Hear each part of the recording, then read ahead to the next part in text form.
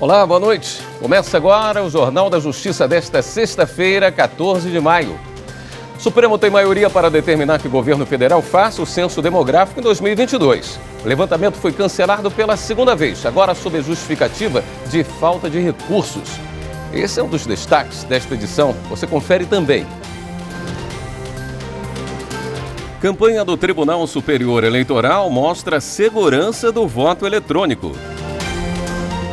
Em manifestação ao Supremo, o governo do Rio de Janeiro nega que a operação no Jacarezinho violou decisão da Corte. Tribunal Superior do Trabalho determina a manutenção de todos os trabalhadores da área médica durante greve na Empresa Brasileira de Serviços Hospitalares.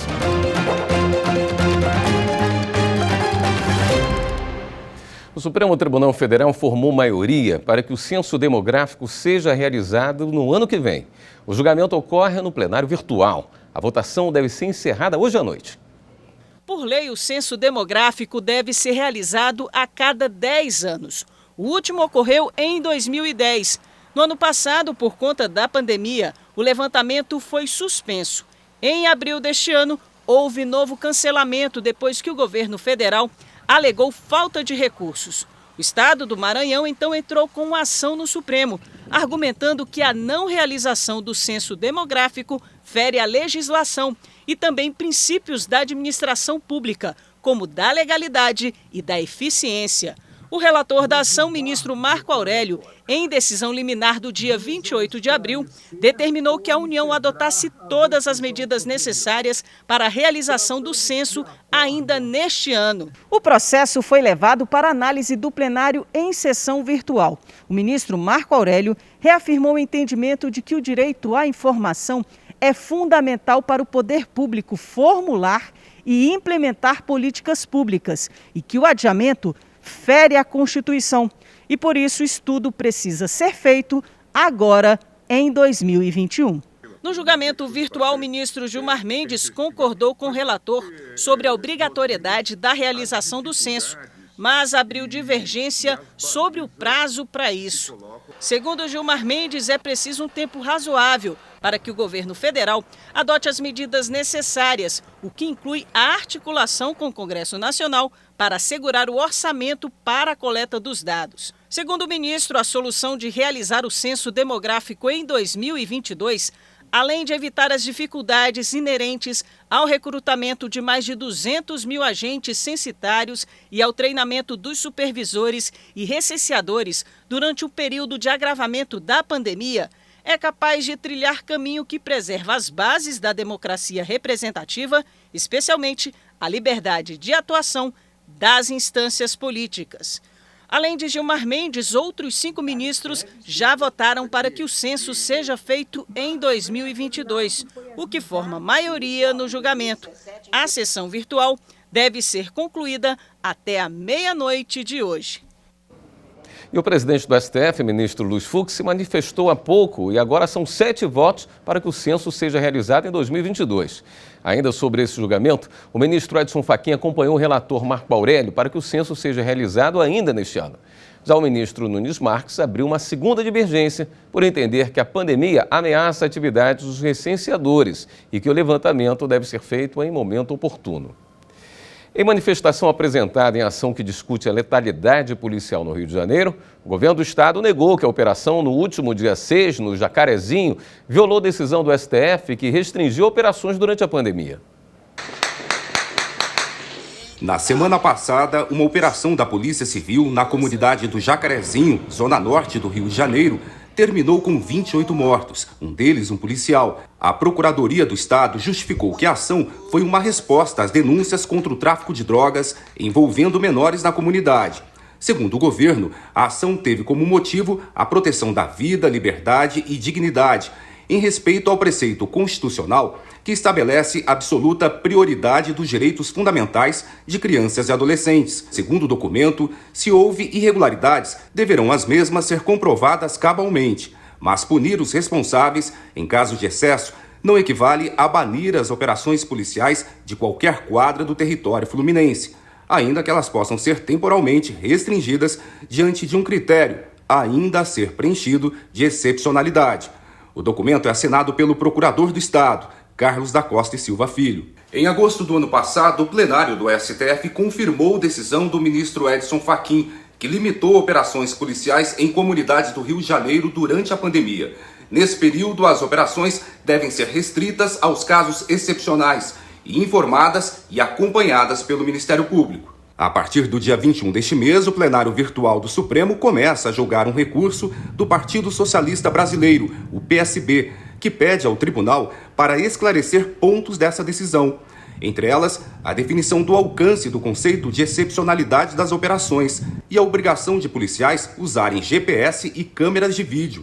O PSB também considera importante deixar clara a necessidade de divulgação de todos os protocolos de atuação policial, como medida de transparência. O Tribunal Superior Eleitoral lançou hoje uma campanha para combater desinformação e reafirmar segurança do voto eletrônico.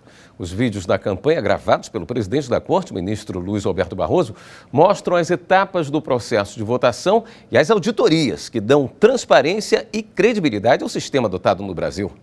Vamos ver como foi o lançamento da campanha com o repórter Guilherme Glória, que fala ao vivo do TSE. Olá, Guilherme, boa noite. Olá, William, boa noite a você, boa noite a todos. Olha, esse lançamento ele foi lançado no momento muito oportuno, né? Essa campanha sobre a segurança, a transparência e a auditabilidade da urna eletrônica acaba de ser lançada quando a urna completa 25 anos de funcionamento. São 25 anos sem nenhum tipo de fraude ou alguma coisa do gênero comprovada. Que as pessoas já sabem que não existiu fraude, isso é uma coisa que é uma informação muito divulgada. Porém, existem aquelas pessoas que não têm o conhecimento do porquê, como é que a urna é tão segura, como é que a urna é auditável. E essa é uma preocupação do Tribunal Superior Eleitoral, de levar informação até as pessoas para que elas entendam o processo e assim possam, com informação de qualidade, ter a confiabilidade no sistema que já vem aí há 25 anos trazendo segurança e transparência para o povo brasileiro. O ministro Luiz Roberto Barroso, o presidente do TSE, gravou um vídeo e participou, obviamente, também do lançamento que foi transmitido ao vivo no canal do TSE. Simultaneamente foi lançado um vídeo de aproximadamente 15 minutos, onde o ministro explica de forma bem detalhada, com uma linguagem acessível para todos os públicos, todas essas etapas de segurança e de auditabilidade. É algo que a gente até sugere que você em casa possa assistir e, compreendendo, você possa também compartilhar para outras pessoas. A preocupação do TSE com a transparência não ficou apenas na parte dos vídeos, na parte de multimídia. O ministro Luiz Roberto Barroso também anunciou o lançamento da Comissão de Transparência das Eleições. Em resumo, essa comissão é uma comissão externa para avaliar, acompanhar e fiscalizar o trabalho da Justiça Eleitoral. Vamos ver o trecho. Nessa nossa preocupação com aumentar a transparência e levar mais informação à população, porque a urna tem se mostrado tão segura que as desconfianças em relação a ela, como regra, decorrem de desinformação, nós estaremos constituindo uma comissão externa de observação que atuará internamente no Tribunal Superior Eleitoral para acompanhar cada passo do processo eleitoral, como disse, do desenvolvimento do sistema até o momento da totalização, e pretendemos chamar para essa observação externa, para que atuem dentro do tribunal com acesso a todas as informações, representantes das universidades, de instituições públicas, de entidades de tecnologia da informação, entidades da sociedade civil e do Congresso Nacional. Nós não temos nada, absolutamente nada a esconder. Aqui se joga limpo, com transparência, e todos os integrantes da sociedade brasileira podem, de boa fé, acompanhar cada passo do que se faz aqui dentro. Bom, novidade importante do lançamento da Comissão de Transparência das Eleições, que vai ser mais uma etapa em que órgãos externos podem fiscalizar o trabalho da Justiça Eleitoral, além dos muitos meios que já tem antes, durante e depois das eleições. William, a qualquer momento, se você precisar, a gente volta com novas informações. Muito obrigado, então, Guilherme. Veja a seguir, plenário do Conselho Nacional de Justiça aprova a recomendação que padroniza audiências socioeducativas. Voltamos já.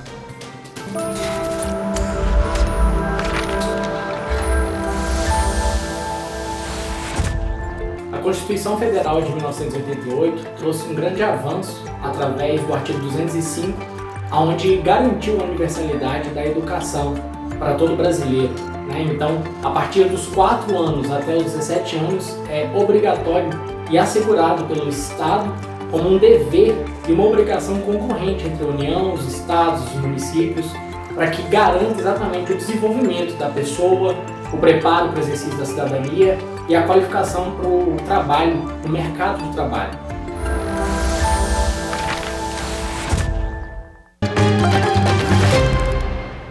O Conselho Nacional de Justiça decidiu recomendar que os tribunais e autoridades do Judiciário padronizem as audiências socioeducativas realizadas pelas varas da infância e juventude para tornar uniforme o acompanhamento processual a jovens que cumprem medidas socioeducativas de internação ou de semiliberdade. A recomendação foi aprovada em sessão virtual do Conselho, encerrada nesta sexta-feira. Entre as ações recomendadas está a realização preferencial das audiências a cada 3 meses, com a participação do Ministério Público, da Defesa Técnica, bem como de pais ou responsáveis, além do magistrado. O CNJ também indica a adoção do prazo máximo de 6 meses para a reavaliação das medidas socioeducativas. Para o Conselho, essa padronização vai melhorar o acompanhamento dos processos e análise da situação individual dos adolescentes que estão internados ou em semiliberdade.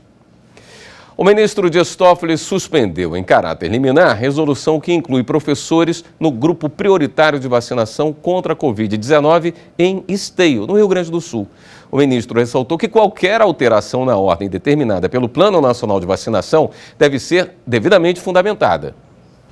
O Ministério Público do Rio Grande do Sul questionou no Supremo a decisão do Tribunal de Justiça do Estado que manteve a validade da resolução de Esteio. Alegou que o município deixou de lado outras pessoas ao incluir os professores no grupo prioritário de vacinação, em afronta ao entendimento do STF. Em vários julgamentos, a Suprema Corte destacou a necessidade de diretrizes que levem em conta critérios técnicos científicos, com a definição de uma ordem de preferência entre os grupos prioritários. Segundo o relator, o ministro Dias Toffoli, cabe à União fazer as alterações na ordem de preferência da vacina.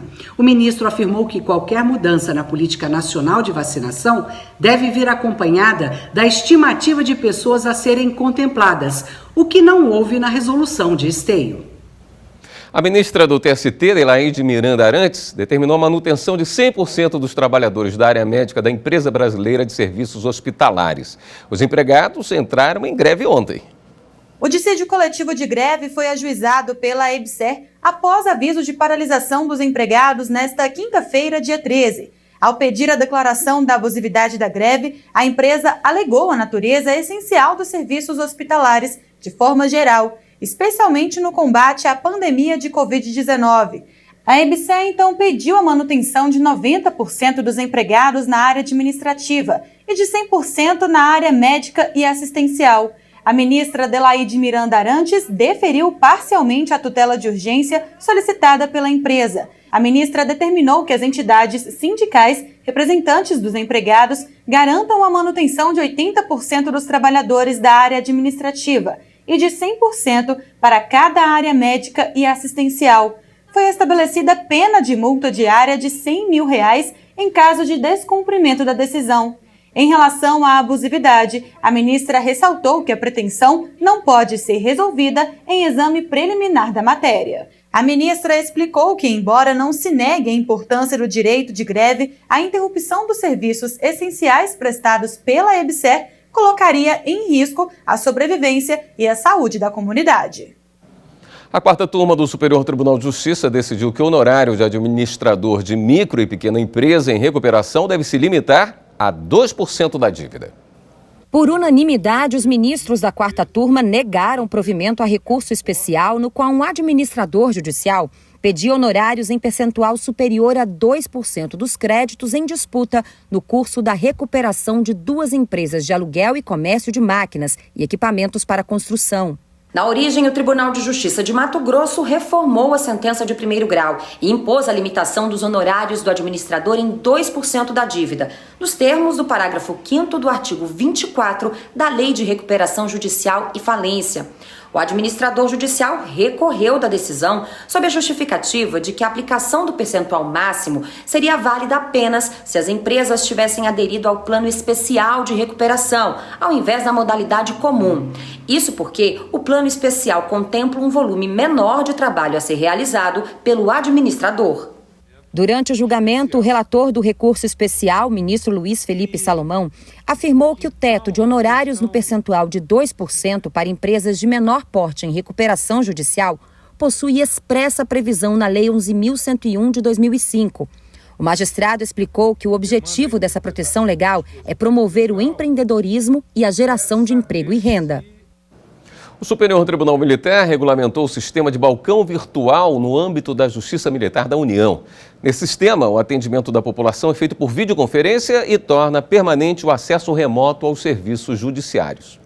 Com o objetivo de oferecer mais segurança, desburocratizar e tornar mais ágil o atendimento ao cidadão, o Superior Tribunal Militar lançou o sistema de balcão virtual. É para promover o acesso à justiça e à celeridade processual que o presidente do Superior Tribunal Militar, ministro Luiz Carlos Gomes Matos, regulamentou o balcão virtual no âmbito da Justiça Militar da União.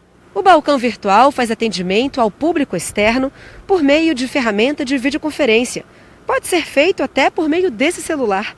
Isso permite que o usuário utilize os serviços da Justiça Militar da União de qualquer lugar, de forma segura e sem burocracia. Não há mais necessidade de agendamento prévio, é só pedir pelo serviço por meio do aplicativo. O serviço ocorre durante o horário de atendimento ao público, das 12 às 19 horas, e contará com, no mínimo, um servidor de cada auditoria militar. Cada auditoria manterá um canal de atendimento exclusivo para o balcão virtual, com um número de WhatsApp ou link permanente, dependendo do aplicativo escolhido.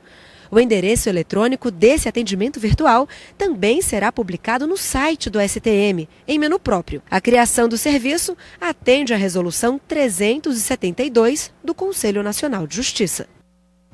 E veja no próximo bloco, reportagem especial sobre os 130 anos do STF mostra como Rui Barbosa abriu caminho para a chamada doutrina brasileira do habeas corpus. Depois do intervalo.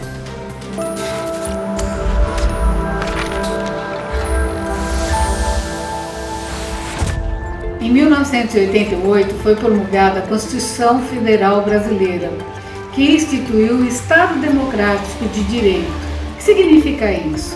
Que todo cidadão ele tem a proteção do próprio Estado em seus direitos individuais e coletivos.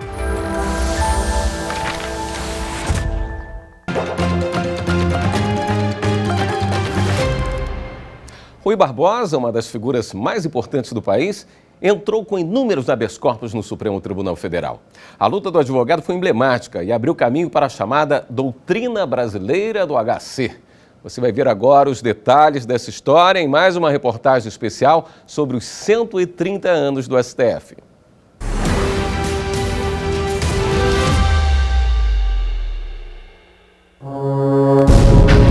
Habeas corpus número 300. Para os profissionais do direito, esse processo é um velho conhecido.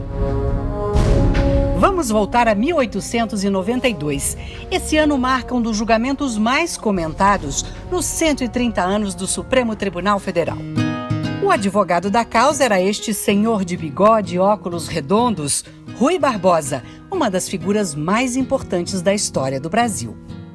O ilustre advogado entrou com um pedido de liberdade no Supremo em favor de um senador e outros cidadãos indiciados por conspiração depois que o presidente da República, Marechal Floriano Peixoto, decretou estado de sítio no Distrito Federal. Segundo Rui Barbosa, o habeas corpus é um instrumento jurídico usado quando alguém sofre coação ou violência por ilegalidade ou abuso de poder, independentemente de ser uma afronta ao direito de ir e vir.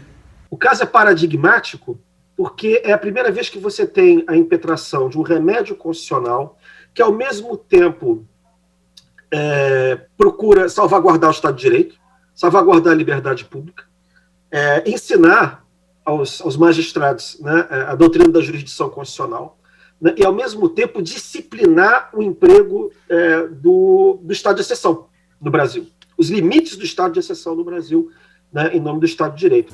Rui Barbosa não ganhou a causa e entrou com muitos outros habeas corpus no Supremo, também sem sucesso. E a saga de Rui Barbosa abriu caminho para a chamada doutrina brasileira do habeas corpus. Ela se baseava numa interpretação literal da Constituição da época que descrevia o HC como remédio para qualquer tipo de arbitrariedade cometida pelo Estado e não apenas para a liberdade de ir e vir. Nesse sentido, ela era uma interpretação bastante ampla, né, que se justificava, de acordo com o Rui Barbosa na época, pela necessidade, pelo fato de que não existiam outros remédios processuais. Né? Ou você impetrava habeas corpus como sucedâneo, por exemplo, de mandado de segurança, por exemplo. O mandado de segurança não existia, vai ser criado só em 1933. Tá? E nesse sentido, ele era uma doutrina que procurava salvaguardar os direitos fundamentais no Estado de Direito, que era muito acentuadamente autoritário ou oligarca. O judiciário brasileiro coleciona milhares de casos de habeas corpus de repercussão nacional e internacional, temas polêmicos e muitos curiosos, como o macaco Jimmy, que vivia enjaulado num zoológico de Niterói e não suportava mais o cativeiro. E do jogador de futebol Oscar, que queria deixar o São Paulo para defender o Internacional de Porto Alegre. Nós tivemos um caso muito emblemático impetrado pela Defensoria Pública da União, em que a segunda turma do Supremo Tribunal Federal concedeu a ordem e o pedido do paciente, do réu, que estava preso, era de receber a visita dos seus filhos e dos seus enteados. Note que ele não está discutindo a sua prisão, ele está discutindo o seu direito de afeto, de ter um encontro com seus filhos e enteados.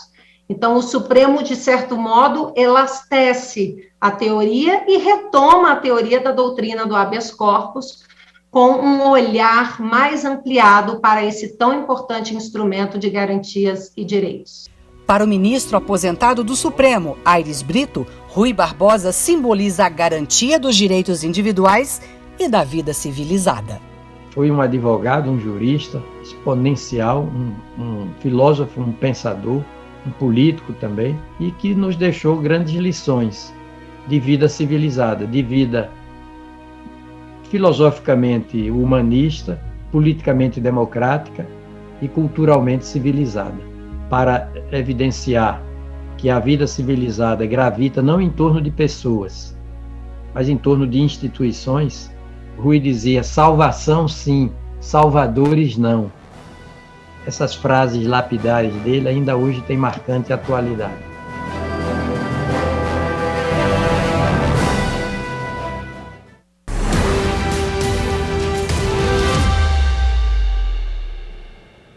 E uma última notícia. O ministro Ricardo Lewandowski concedeu habeas corpus para que o ex-ministro da Saúde, Eduardo Pazuello, possa ficar em silêncio durante o depoimento à CPI da pandemia no Senado. O ex-ministro também poderá ser acompanhado por um advogado e não pode sofrer quaisquer constrangimentos físicos ou morais, em especial ameaças de prisão ou de processo por decidir não responder às questões que venham a ser feitas a ele. O depoimento está marcado para o próximo dia 19. O Jornal da Justiça fica por aqui. Uma boa noite para você, um ótimo fim de semana. Até segunda.